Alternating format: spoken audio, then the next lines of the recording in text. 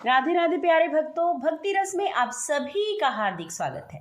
प्यारे भक्तों, आज माघ मास के शुक्ल पक्ष की एकादशी है, जिसे जया एकादशी के नाम से भी जाना जाता है। तो आइए आज हम माघ शुक्ल एकादशी अर्थात जया एकादशी की कथा श्रवण करते हैं।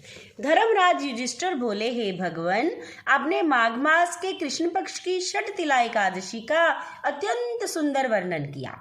आप स्वदेज, अंडज, उद्भिज और जरायुज चारों प्रकार के जीवों के उत्पन्न, पालन तथा नाश करने वाले हैं। अब आप कृपा करके माघ शुक्ल एकादशी का वर्णन कीजिए। इसका क्या नाम है, इसके व्रत की क्या विधि है और इसमें कौन से देवता का पूजन किया जाता है।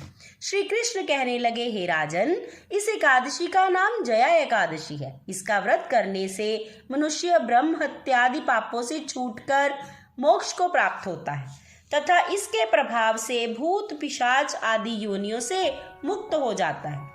इस व्रत को विधि पूर्वक करना चाहिए। अब मैं तुमसे पद्म पुराण में वर्णित इसकी महिमा की एक कथा सुनाता हूँ।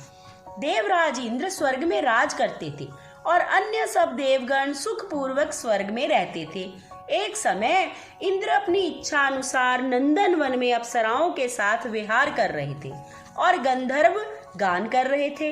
उन गंधर्वों में प्रसिद्ध पुष्पदंत तथा उसकी कन्या पुष्पवती और चित्रसेन तथा उसकी स्त्री मालिनी भी उपस्थित थे। साथ ही मालिनी का पुत्र पुष्पवान और उसका पुत्र माल्यवान भी उपस्थित थे।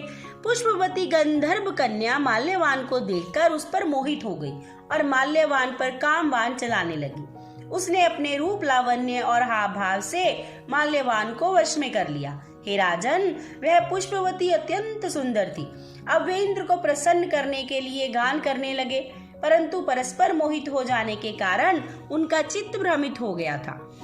इनके ठीक प्रकार न गाने तथा स्वर ताल ठीक नहीं होने से इंद्र इनके प्रेम को समझ गया और उन्होंने इसमें अपना अपमान समझकर उनको श्राप दे दिया। इंद्र ने कहा, हे मूर्खो, तुमने मेरी आज्ञा का उल्लंघन किया है, इसलिए तुम्हारा धिक्कार है। अब मैं तुम दोनों स्त्री पुरुष के रूप में मृत्यु लोक में जाकर पिशाच रूप धारण कर लो और अपने कर्म का फल भोगो।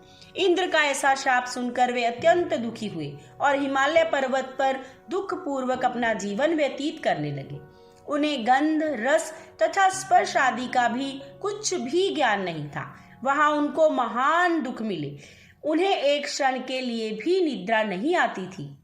उस जगह पर अत्यंत शीत होने के कारण उनके रोंगटे खड़े रहते और शीत के मारे दांत बजते रहते। एक दिन पिशाच ने अपनी स्त्री से कहा कि पिछले जन्म में हमने ऐसे कौन से पाप किए थे जिससे हमको यह दुखदाई पिशाच योनि प्राप्त हुई है। इस पिशाच योनि से तो नरक के दुख सहना ही उत्तम है। अतः हमें अब किसी प्रकार का पाप नहीं करना चाहिए। इस प्रकार विचार करते हुए वे अपने दिन व्यतीत कर रहे थे। दैव योग से तभी माघ मास में शुक्ल पक्ष की जया नामक एकादशी आई।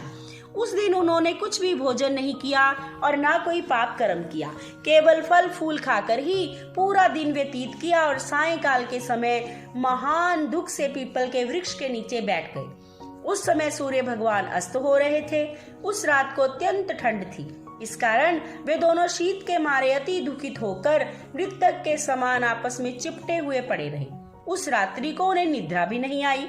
हे राजन, जया एकादशी के उपवास और रात्रि के जागरण से दूसरे दिन प्रभात होते ही उनकी पिशाच योनि छूट गई।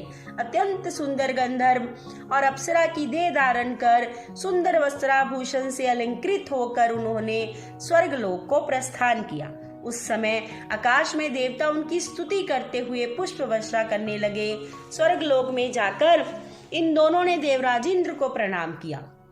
इंद्र इनको पहले रूप में देखकर अत्यंत आश्चर्यचकित हुआ और पूछने लगा कि तुमने अपनी पिशाच योनि से किस तरह छुटकारा पाया, सो मुझे भी बतलाओ।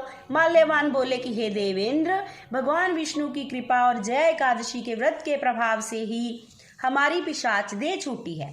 तब इंद्र बोले कि हे माल्यवान, भगवान की कृपा और एकादशी का व्रत करने से न केवल तुम्हारी पिशाच योनि छूट गई, वरन हम लोगों के भी वंदनीय हो गए हो, क्योंकि विष्णु और शिव के भक्त हम लोगों के लिए सदैव वंदनीय हैं।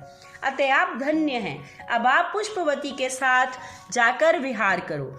श्री कृष्ण कहने लगे, हे राजा युधिष्ठिर, इस जया एकादशी के व्रत से बुरी यूनी छूट जाती है। जिस मनुष्य ने इस जया एकादशी का व्रत किया है उसने मानो सब यज्ञ, जप, दान और तप आदि कर लिए। जो मनुष्य जया एकादशी का व्रत करते हैं वे अवश्य ही 1000 वर्ष तक स्वर्ग में वास करते हैं।